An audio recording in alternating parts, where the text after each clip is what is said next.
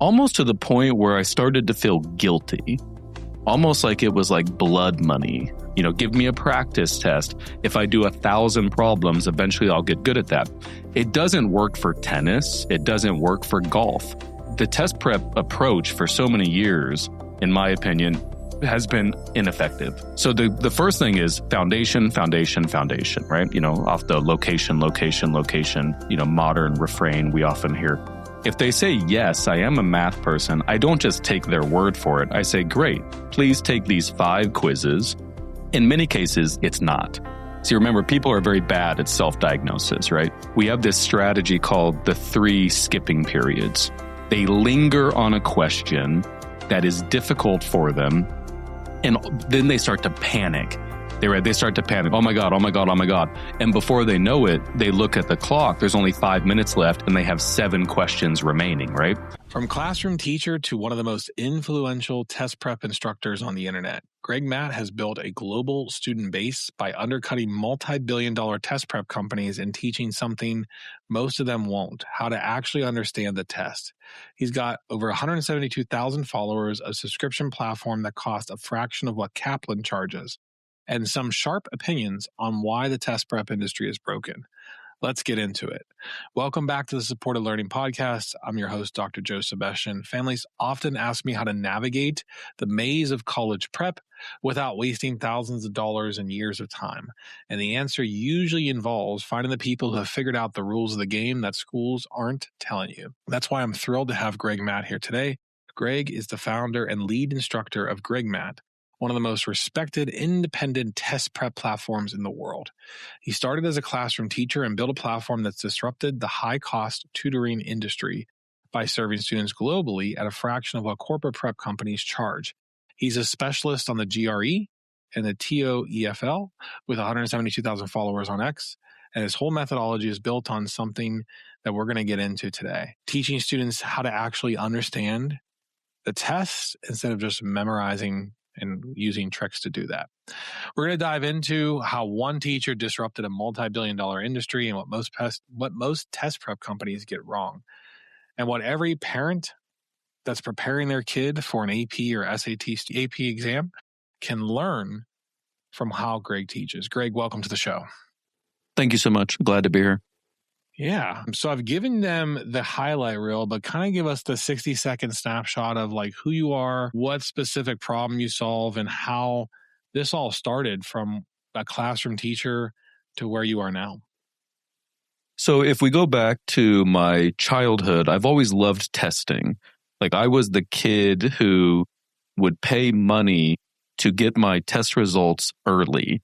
Like that's how much I enjoyed it. I remember even as a 6 or 7-year-old taking these kind of standardized exams, a state standardized exam. I think it was Florida, and just really kind of enjoying the process and enjoying testing in general. And I really loved school throughout my whole life. I loved learning, and I didn't realize I wanted to be a teacher. Like I was exploring other career opportunities, engineering, lawyer.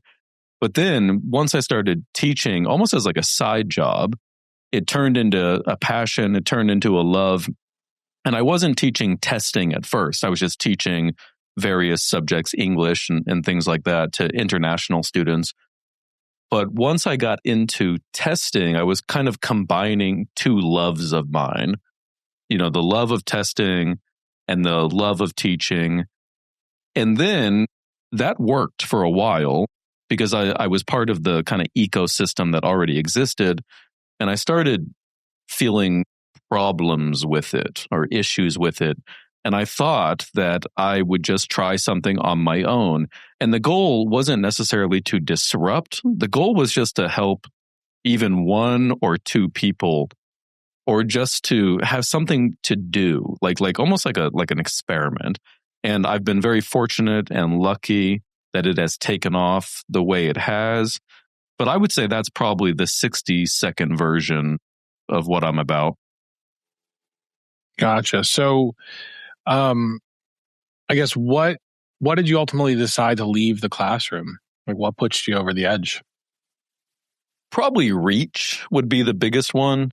If you're in a classroom, it just doesn't scale. I mean, I love being in the classroom. I mean, don't get me wrong. And in many ways, it's preferable to teaching online or to having some kind of distance between the teacher and the student. But if your goal is reach and your goal is disruption, it's probably impossible to do that in the classroom. Interesting. You just didn't feel like you were making as big of impact as you potentially could? Yeah, I would say that was one thing that was on my mind. Another thing that's on my mind is classroom infrastructure in the way that the ecosystem is set up, whether it's in universities or even like kind of third-party test prep companies like Kaplan and Princeton Review.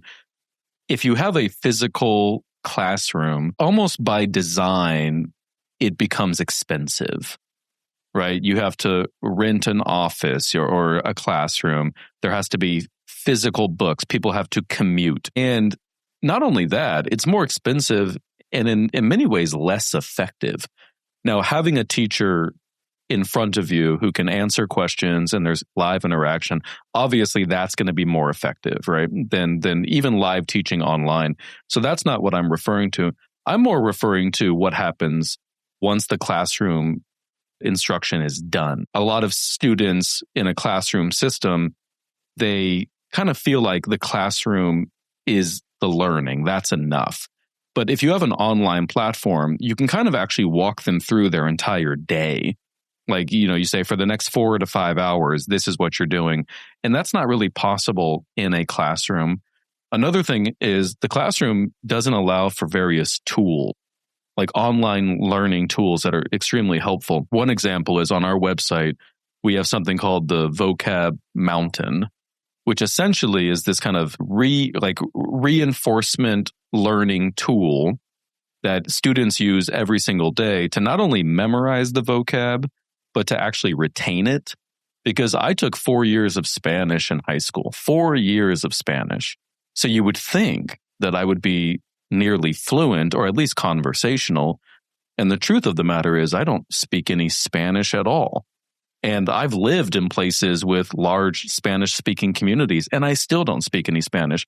So a lot of pedagogy in the current market and in the current world, it's really good at teaching this stuff kind of in a short-term basis, but there's no kind of mechanism or tool that allows retention of this information. And in the classroom, especially, that's very, very difficult. But online, you can really hammer home this retention idea. So I find that there's a lot of advantages to teaching online, having an online platform, reach, scalability, affordability, and also just effectiveness. So you get started on test prep. Was your original intention to build a platform, or did you have other jobs lined up? Did you tutor for anyone else? How did you get into just basically building your own company and platform? I was teaching at a university, and a lot of the students required various tests in order to either satisfy their conditional admissions or to gain admission to this university. And these tests can include the GRE, the GMAT, the TOEFL, the IELTS. TOEFL and IELTS, for those of you who don't know, they're essentially English proficiency tests. And so I was teaching testing in the classroom and really enjoyed it, really liked it. But then after maybe like 3 to 4 years, started to feel a little bit frustrated with it, mostly because I found it 2 issues with it. Very prohibitively expensive, very, very prohibitively expensive, almost to the point where I started to feel guilty, almost like it was like blood money. Mm-hmm. Like if I charge somebody $200 an hour, I just started to feel dirty. Like, because the thing about a standardized exam like the GRE is you can never guarantee results, because remember, the whole point of it is to rank people, to put them in order. You're first, you're second, you're third. And so everybody's trying to improve, right? It's not like people are just sitting on their butts. And so even if a student works very hard, does everything right, there's still the possibility that there is no improvement because, again, you're going against other people. Your score is determined in reference to other people. And so a lot of times in my tutoring, maybe a student would not be happy with their results. I felt bad. They felt bad. Everyone just kind of felt bad.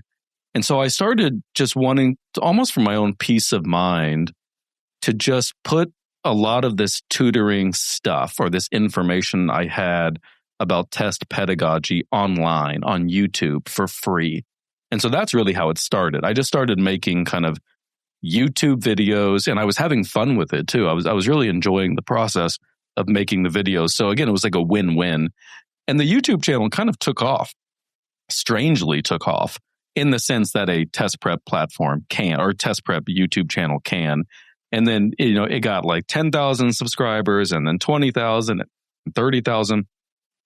And so then I started thinking, can I like springboard this into something bigger, like a platform? And then I started thinking, okay, what if I did test prep on like a subscription model for $5 a month? And it only started as live classes. So like there would be live classes that people could join on Zoom. Zoom was a new platform, by the way. I was like one of the earliest adopters of Zoom, even pre-COVID. And I thought, okay, $5 a month, live classes, not a bad deal. And we can do maybe like 10 to 15 classes a week. And I did that, and I advertised it on the YouTube channel. And I think I had like 200 signups, 300 signups that first day.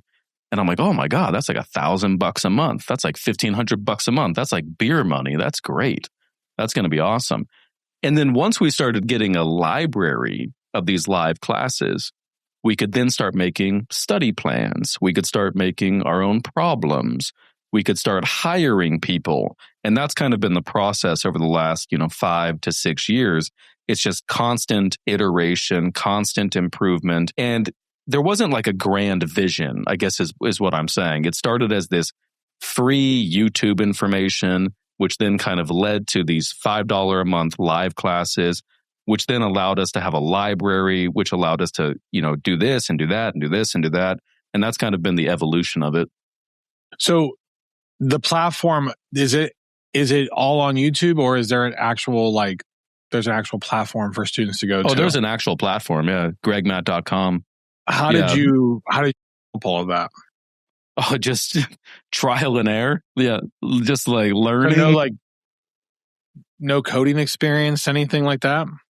So I started with Squarespace, which, you've heard the ads, right? Everyone's heard the ads. And Squarespace, design your own website, which, in hindsight, it's kind of garbage. The website, I mean, not necessarily the service, but it was also good for me at that time because it allowed me with, zero coding experience. And by the way, I still have zero coding experience. I just have engineers now on the team, right? Right. It allowed me with no engineers and no coding experience to put something together. And so once that happened, we started to get, the occasional engineer who would reach out to me and be like, hey, I really enjoyed your classes or the service. I can help you with the engineering side of things. And it kind of went from there to where I would get somebody who would help me with a small project. That person would do a good job engineering wise. And then they would get a bigger project and then a bigger project. And before I know it, they're like a part-time engineer for GregMat. And then before I know it, they're like a full-time engineer for GregMat. And that's kind of how it developed. It developed in a very trial and error, almost like scrappy way. So just basically kind of organically through that whole process. Super organically. And not just that. I mean, we've started to experiment with a little bit of marketing over the past couple of months. But for the past 5 or 6 years prior to that, we did absolutely zero marketing. It was all just word of mouth or just... And another thing is we wouldn't put testimonials on the site because I always found those rung a little bit hollow. Because of course, with a testimonial, someone's only going to cherry pick the best ones, right? In fact, I remember in the early stages of GregMat, I thought almost as a joke, I would put like negative testimonials on the site. Just like, yeah, this service didn't work for me. That was how kind of like dissatisfied I was with the test prep industry at the time. Really? My views have kind of evolved a bit over time. But yeah, so we were super scrappy. And I would say only in the past year or two have we started to really kind of like, okay, if our goal is really reach and scalability, right? We probably need to start operationalizing this company a bit. We need to start operating in a way that allows us to set goals and achieve goals.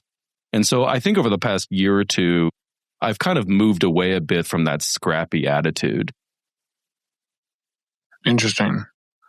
So you don't do no marketing, and this is your service, basically. You got two different services. You built this entirely from scratch. That's pretty impressive.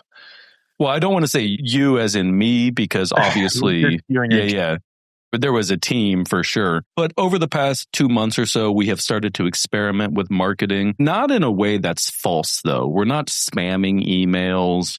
We're not guaranteeing test scores. We're more kind of saying, okay, we have this goal to increase access to affordable education, right? That's our goal. And at the same time, we want to iterate our product and we want to make it more effective from a pedagogical point of view. You know, our goal really is to kind of not change the way people learn, because that seems a little bit pie in the sky. But let me put it this way, right? Like, if you look at test scores of American students, they've declined or stagnated over the past 2 or 3 decades, which is kind of ironic because in theory, you have all of these tools available like Khan Academy and all of these like educational apps. And so in theory, in iPads, you know, like students are getting iPads in the classroom and stuff like that. So in theory, you would think if you were to go back to 2000 and be like, hey, do you think educational outcomes are going to improve over the next 26 years or decline? My guess is most people would say improve. And so clearly, pedagogy is hard. Like, I'm not saying teachers are necessarily doing something wrong, or educators are doing something wrong, or curriculum designers are doing something wrong. But education is hard because even when you get a lot of smart people in a room saying we want to improve outcomes for these students, it doesn't always work.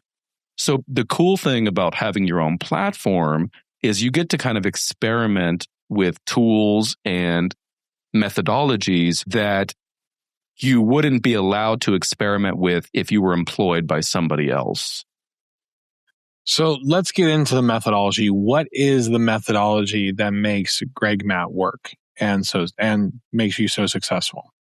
So I would say the first thing is just access, because test prep for a lot of people is very prohibitively expensive, especially those in international countries. You know, if you're asking somebody to pay $1,500 for a GRE prep course that meets once or twice a week, you know, for 6 hours, so 3 hours and 3 hours, and there's only like 10 to 12 sessions, you're asking them to pay money for something that is clearly going to be ineffective, because improving on the GRE is not something that can be accomplished in 20 or 30 hours. Remember, that would be like saying you're going to learn French, right, to a conversational level in 10 3-hour classes. And yeah, you might learn some tricks and some tips and stuff like that, but you're not actually going to have a solid base of French that you would need to be conversational. And the test prep industry operated like this for so long, decades, right? So there was kind of 2 threads. Thread number 1 was kind of this in-classroom instruction, but it wasn't very extensive. It was maybe 20 hours, 30 hours. And then thread number 2 was just like you would go to Barnes and Nobles or Borders when those bookstores were still around, and you would buy the official prep guide and you would try to self-study, right? You would try to self-study. And then with the rise of the internet, you obviously start getting these online platforms like Magoosh. Magoosh was a big disruptor. And in fact, they were kind of the original GregMat because they were charging only like $100 or $200. And then that was like really cheap at the time, right? That was like a big deal. So the first thing is just access, right? So that's what's prohibiting a lot of people from getting better at these tests. But access now is available and it's there. The second thing is, like I said, the effectiveness of a lot of these platforms, in my opinion, wasn't very effective. To get good at the GRE, you really have to go through a process, a progression. And the progression has to move in almost like a linear fashion. So let's talk about quant or math, for example. Before you even solve any math problems, you have to get a really solid math foundation. For the GRE, that's going to be in arithmetic, algebra, coordinate geometry, and what they call statistics or data analysis. And to do that, it's a lot of memorization, like a lot of memorization. You have to memorize formulas, what a median is, probability, the prime numbers, up to 50. It's just a lot of almost vocabulary. Basically, it's math vocabulary. And a lot of times, a lot of these test prep platforms, they skip that part because they want to get to the cool stuff, the problem solving, the strategies, and stuff like that. So the first thing is foundation, right? Off the location, modern refrain we often hear. The second thing is strategies. Once you have this solid foundation, you have to actually learn how to approach these questions with a toolkit, basically. You have to imagine you're holding a tool bag, and in that tool bag is like 10 to 12 different tools. The thing is, though, you can't develop these tools on your own. You can maybe develop some of them on your own. You have to be taught them. You have to first become aware of them. And that's where someone like a tutor becomes very useful. They first show you what the tools are, how they work, and then give you opportunities to start using them. Once you have the foundation and the strategies under your belt, you then move to untimed practice. Untimed practice, no time pressure. And you start with easy questions. If you dominate the easy questions, you're getting a perfect score or a nearly perfect score, you move to the medium questions. If you get a perfect score or a nearly perfect score on the medium questions, you then have a choice. Do you go to hard untimed or do you go to easy timed? And, there's really no wrong answer there. But the point is there's a very linear progression to test prep. Most people don't like to follow it because they just immediately want to get into the fun stuff, problem solving. Give me a practice test. If I do 1,000 problems, eventually I'll get good at that. It doesn't work for tennis. It doesn't work for golf. If I gave you 1,000 golf balls a day and I said, you have a year, after a year, you would still be terrible at golf. So the test prep approach for so many years, in my opinion, has been ineffective. What makes it effective in what you do, and how have you been able to capture data to support that? So I would say there's probably a lot of cases where GregMat was not effective.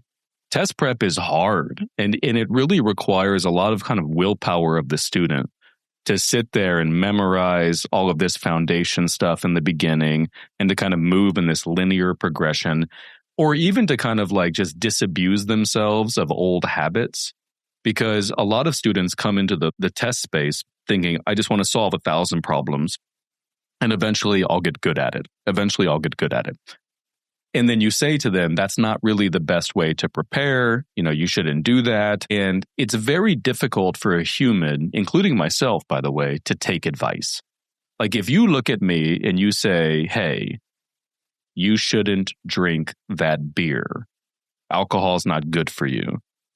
I'm going to agree with you, right? But I'm still probably going to do it. If you tell somebody you should go to the gym 4 times a week and walk at least 10,000 steps a day, you're not going to disagree with me. You're not going to say, oh, that's terrible advice. but you're probably not going to follow it. Not you specifically, the general you, right? Gotcha. So we of course find this to be the case in a lot of test prep. So I would say in many cases, test prep, even on the GregMat platform, is not effective because it does require buy-in from the student. It does require a lot of buy-in from the student. But in terms of what data I have to back up that GregMat is effective, I wouldn't call it necessarily like hard data with like a peer-reviewed study, but there's just really strong word of mouth. Like I said, the platform took off with zero marketing. So obviously people were finding it effective. People were finding it enjoyable. We have a lot of testimonials. We don't publish them on the site, but if you search, for example, GregMat Reddit, you'll find a lot of success stories and things like that. We get a lot of success stories posted to our support channel and our email channel. But I really do want to hammer home the point that in these standardized exams, remember, the entire way they work is they're a ranking system. So even if you improve, remember, everybody else is trying to improve too. Everyone's trying to improve simultaneously. So jumping from let's say a 310 on the GRE, which is an above average score, but not a great score, to a 330, which is when you start getting into elite scores, like fractions of 1% kind of thing. It's possible, but it's a little bit different than a test that is not measured against other people, where you're just competing against yourself, right? You're just saying, if I can get better at this, I can get a high score. But in a test like the GRE, because it's standardized and it's normalized against other people, you really have to do things the right way to move the needle a significant amount. And like I said, we've had a lot of feedback from users and a lot of word of mouth that in many cases we have been able to do that. But I don't want to say that that's true in 100% of cases, because test prep just doesn't work that way. For many years, I said, no guarantees in test prep, no guarantees in test prep. And that's why I found one part of the industry a little bit scammy, was kind of score guarantees. But once you dive into the fine details about how to even get the refund, you realize it's just a marketing tactic. So, because do you know who Alex Hormozi is? No. So he's a pretty big entrepreneur in the space. He talked about before he started the company that made him like multimillionaire, he was also considering a test prep company. And one of the things was he talks about how he got really good at the GRE, and it really just came down to he bought every test prep book imaginable for the GRE and took thousands and thousands of practice questions. So to your point, it takes time and you have to be consistent. But for a person that's scrambling and worried that the GRE is coming up and that they have procrastinated, where should they start? What should they do with limited time to get ready? The first place would be what we call diagnostic foundation quizzes. Because remember, there's this progression timeline, and I don't know where you are on that timeline, and you probably don't know where you are on that timeline. So again, let's use math as an example. Let's say somebody comes up to me and they say, my test is in a month. I don't know where to begin. So what I'll do is I'll just first ask them. I'll say, how strong is your math? Are you a math person? And if they say no, then I'll basically start them at the very beginning. I'll say, okay, you're going to go through on our website what we call the I'm Overwhelmed plan, which will build up your math basics and things like that, and start them at the very beginning of that timeline. If they say, yes, I am a math person, I don't just take their word for it. I say, great, please take these 5 quizzes. You can take them untimed. Please don't look anything up, right? We want to get an honest diagnosis, and we want to actually confirm that your math foundation is strong. In many cases, it's not. See, remember, people are very bad at self-diagnosis, right? Me included.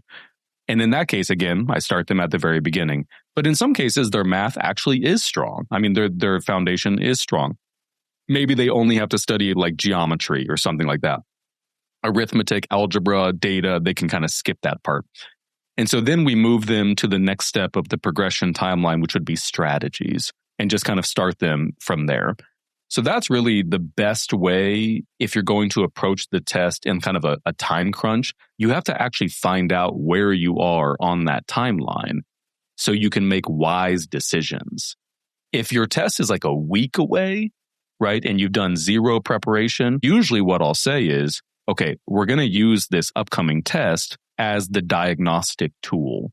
This will be our diagnostic tool. And then we're going to prepare the right way for attempt number 2 or attempt number 3.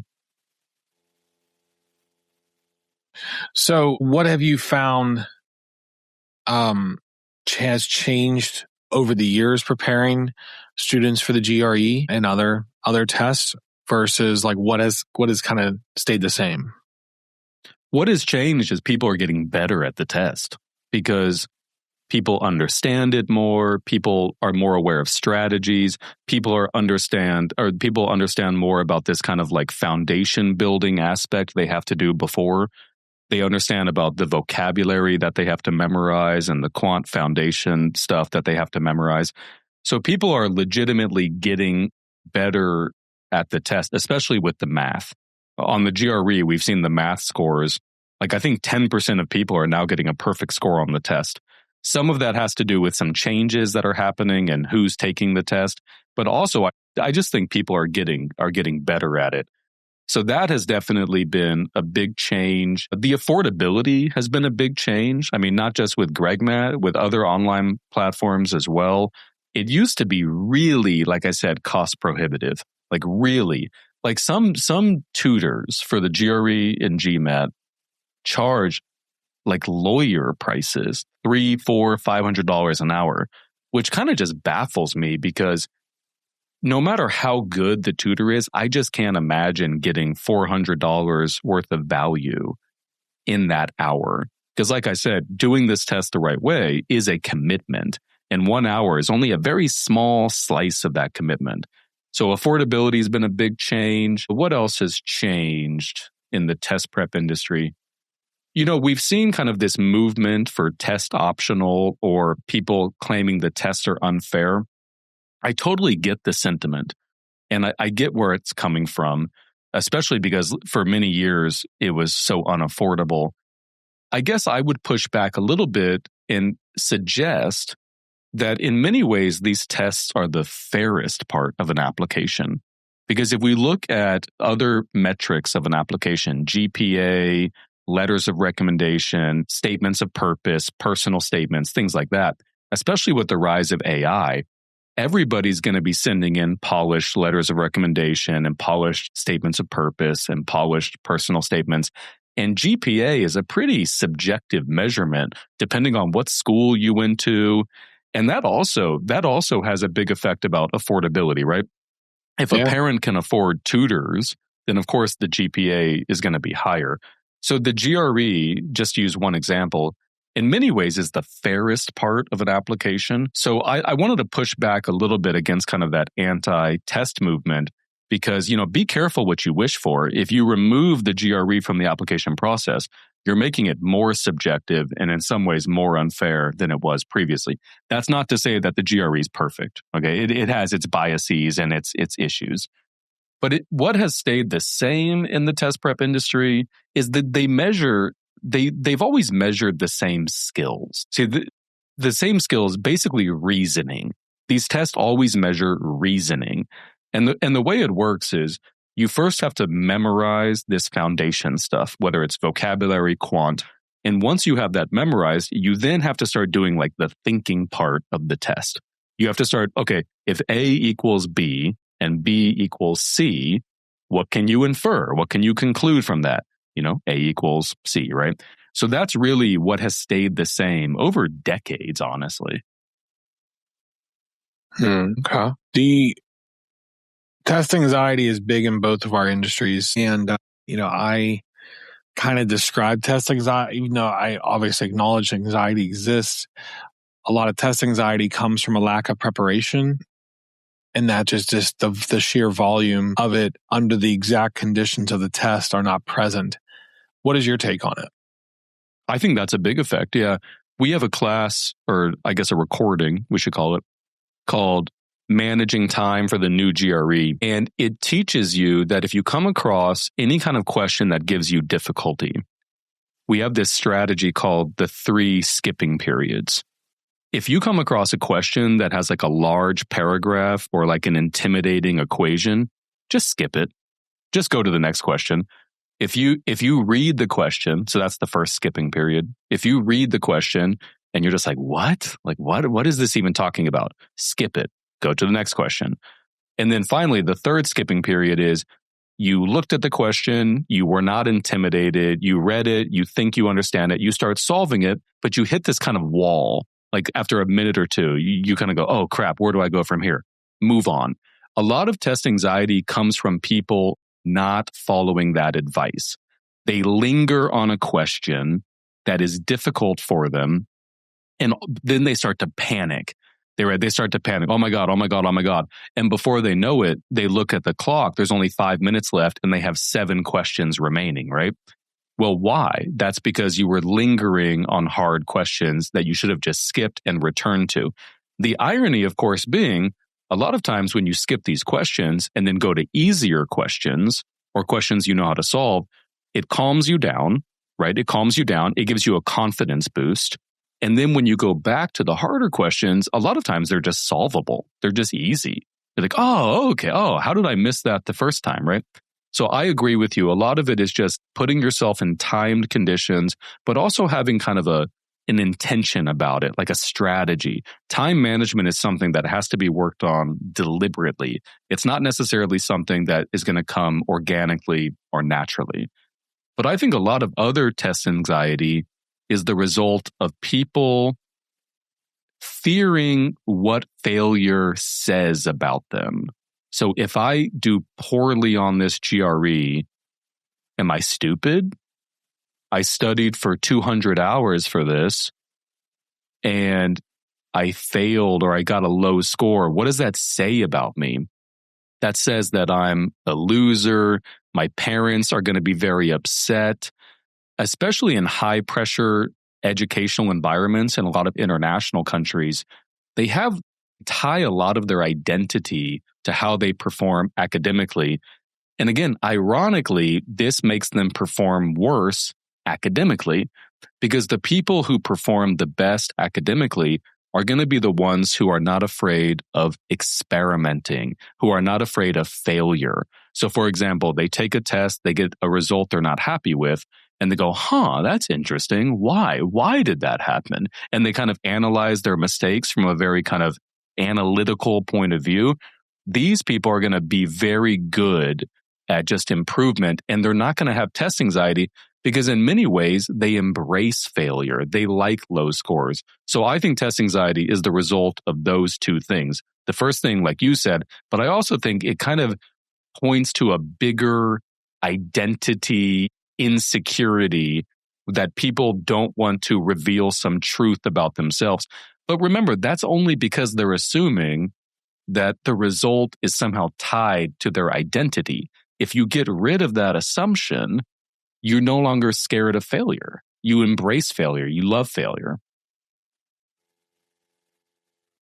So embracing failure is something that kind of goes against what the education system is set up for, right? I mean, because we're taught that failure is wrong, it's bad, but really it is, in business and in life, it's an iterative process. If you really only fail if you give up.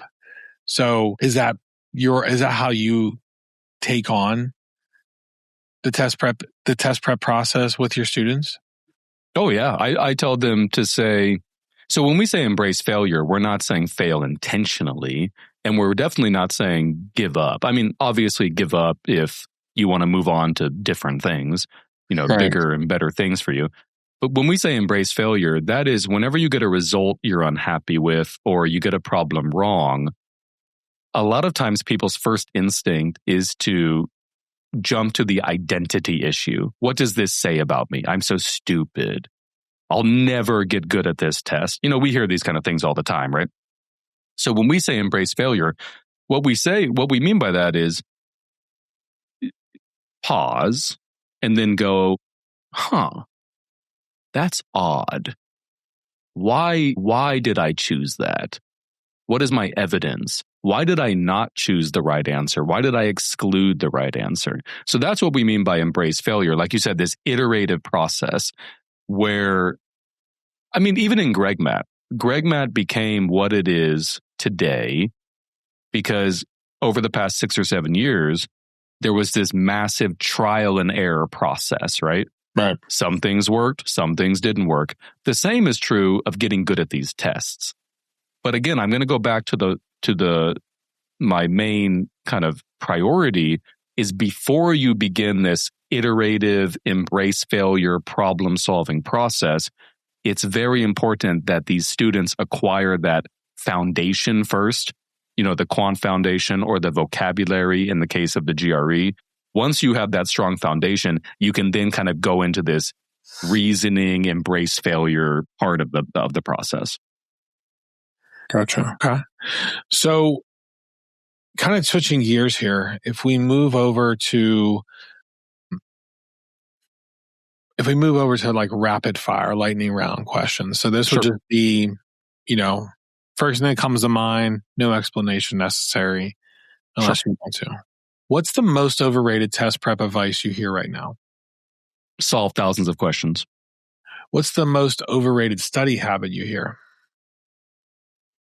Solve thousands of questions. How about one thing parents overthink about test prep? Forcing your child to do something is probably not the best approach. You want to explain to your child what the process is, how to get good at this test, and get them to a point where they're kind of enjoying the reasoning part of it and the gamified part of it, rather than forcing them to do this. That's probably not going to be the best approach to test prep for your child. Okay. What about one thing parents underthink about test prep? The importance of retaining the information they learn. So if you get your child or student to do all this great work and memorize all this stuff, this foundation stuff, remember, they have to retain that information. If they just lose it 2 weeks or 3 weeks later, it's a huge waste of time. So in the test prep process, make sure that there's some kind of retention mechanism that they keep reinforcing the stuff they've already learned. And I don't mean solving questions. Again, I'm getting to that memorization point. Have they memorized all of the arithmetic rules and the algebra rules and all that stuff? And then what about if you could say one thing to a student about to take a high stakes test, what would it be? Embrace failure. Yeah. Don't tie it to your identity. If you get a low score, be excited about it. And instead of freaking out about it, ask yourself why, what happened, and then follow that kind of progression timeline that I've been talking about. And for a parent listening right now, what's one thing, if you could give a parent one piece of advice listening, what would it be? One piece of advice for a parent. I would say, again, get your child into a mindset where education is something they choose to do, not something you're forcing them to do. Find something where they can kind of blossom and something that they can choose themselves. And in the test prep world or in the educational world, you can encourage them to kind of pursue interests. A lot of feedback we get with GregMat is they say, I didn't know test prep could be fun. I didn't know test prep could be interesting. And the reason why they think that is because they're actually learning skills and techniques that can be applied to a wide variety of things. They're actually seeing the usefulness of it. So it really approach your kid's passions and your child's passions in that way. I find it to be quite sad that there's this hostile relationship between parents and children in so many cases where the parents feel like they have to force the kid to do something and the kid feels a lot of resentment So yeah, I think that would be my advice. Okay, Greg, this has been really eye-opening. It's nice to talk to someone in the graduate test prep industry and just realize a lot of the similarities and crossovers that we have. So I appreciate your time and coming on the podcast. For anyone listening out there that wants to learn more about you and your company and what you offer, where should they find you? You could just go to gregmat.com. All right, cool. And any last piece of advice you want to give, or something for the listeners to remember before we sign off? Yeah, I would say the last piece of advice when it comes to the test prep industry is take, for example, somebody like Messi, the soccer player, the football player. Did he become who he is by just playing football matches? No, right? He became the way he is by focusing on technique and foundation and fitness and, all of that stuff. And then that translated into the football matches, into who he is today. Test prep is the same thing. People don't become who they are, like good test prep people, by just taking practice exam after practice exam after practice. You can, of course, find people like that. Remember, we're generalizing here. We're generalizing. Instead, approach it in a much more foundational, technique, skill-based strategy way, and then allow those skills to translate to the test itself. Got it. All right. Well, thank you all for listening. Remember, you don't have to play the game the way the industry sees it. The right method beats the most expensive course every time. Skills over tricks, understanding over memorization. Same story we tell every week. Links to GregMat are going to be in the show notes and the description. Again, thank you all for tuning in to the Supported Learning podcast, and we'll see you next time. Thanks, Greg. Thank you.